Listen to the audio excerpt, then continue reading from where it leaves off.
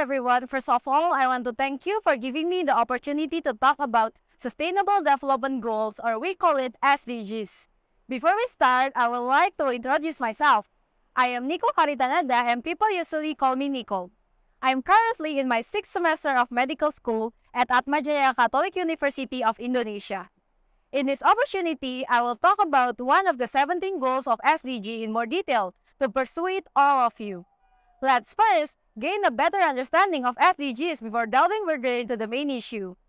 SDGs are a series of 17 interconnected global goals established by the United Nations that are meant to be accomplished by 2030 and are described as a common blueprint for peace and prosperity for people and the planet now and into the future. In this opportunity, I will focus on the 5th goal in SDG, gender equality. Has this goal already been achieved, especially in Indonesia? In reality, this objective is still a long way off. You may disagree, but I will present my viewpoint based on my study. Though many of us believe it to be gone, gender equality still exists. A simple case of this is a lot of women are reluctant to participate in sports out of concern that they will be judged as being too masculine and muscly. However, what is really wrong with being muscular? Why are only women criticized for this? This is a saddening but hugely a real situation. You might believe that this is a minor issue. Nevertheless, cases of gender equality don't end here. In fact, it also occurs in the fields of education and workplace.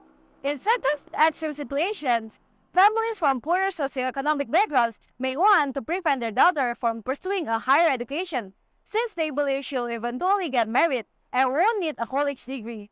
In order to relieve them of the burden of paying for their daughter's bill, the revolt also desired to marry off their daughter as soon as possible. If they have a son, though the situation will be different. As opposed to their daughter's schooling, they will make every effort to support their sons.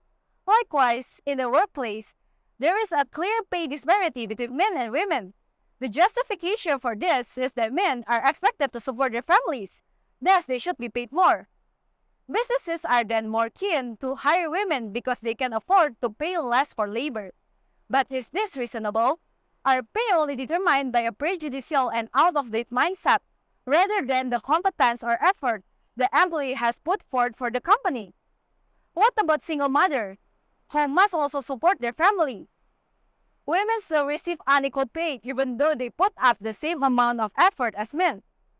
Positions within the organization continue to harbor this prejudice. Companies frequently promote males because they think men are naturally born leaders. But does that only apply to men? Why aren't women equally capable of being born leaders? Are the employee skills the only important metrics? Women also experience daily inequality in areas other than this. Every day, women are haunted by sexual harassment and an antiquated society that puts pressure on them. While sexual harassment can occur to everyone, it happens to women much more frequently than it does to males. Coalition for Public Safety estimates that women are 13 times more likely than men to experience harassment in public places. Due to the high status and authority of the harassing man, women are occasionally forced to accept peace settlements or have their voices silenced. Women are also constantly put under pressure by outdated cultures and beliefs that require them to stay at home and care for their children and household duties, as well as to follow the men. Now you can get a better idea on the inequality that is happening around us. Numerous things still need to be changed, particularly for women. There are several rights that women deserve but still cannot get. Therefore, I'm here to fight for women's rights. But please note that I wrote here to be a man-hater. My goal is to ensure that men and women have the same chances in all areas of life, including the political, social, and economic aspects. As women, we have the right to pursue our education. We have the right to achieve our goals. We have the right to protect it from sexual harassment. And to get the same compensation for our work. We are entitled to have the same rights as men. We cannot hide behind this injustice. I am here to encourage all of you, ladies and girls, to advocate for gender equality and for men to treat women with the same respect as they do with other men. Only then can gender equality be eliminated. Let's begin raising more awareness of this issue. and taking concrete steps to achieve gender equality.